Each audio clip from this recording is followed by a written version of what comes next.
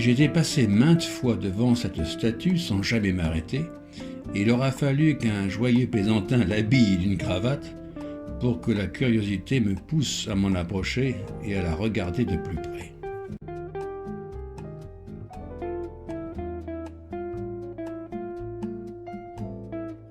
Le fait que l'homme soit assis sur un mur en construction, encadré par deux gros blocs sur lesquels il s'appuie, le rend très discret et presque modeste. C'est peut-être aussi l'horizontalité de l'ensemble qui n'attire pas autant le regard que le ferait une structure plus verticale. L'homme fait face au domaine Wranken-Pommery, de l'autre côté de la place du général Gouraud.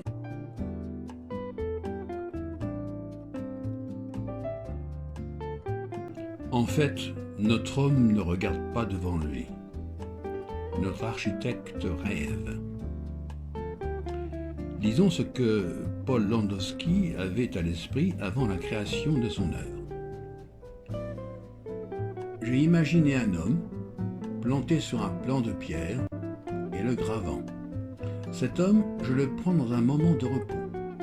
Accroupi au milieu du plan de la ville future qu'il crée, il a relevé la tête et rêve. Il y a là un bon point de départ.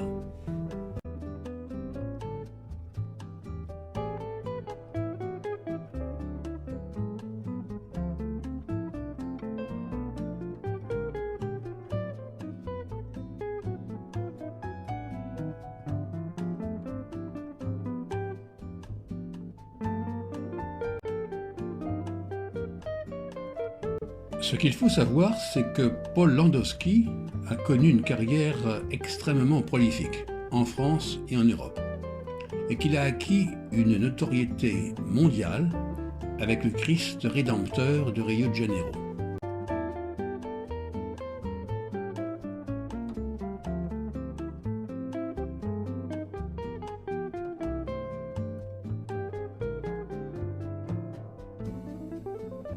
La statue du Christ rédempteur est devenue à l'Amérique latine ce qu'est la statue de la liberté à l'Amérique du Nord. À Reims, notre architecte, qui ne cesse de rêver depuis 87 ans, s'est fondu dans le paysage du quartier. Dans son humanité quotidienne, il est devenu le compagnon de jeu du petit Raymond.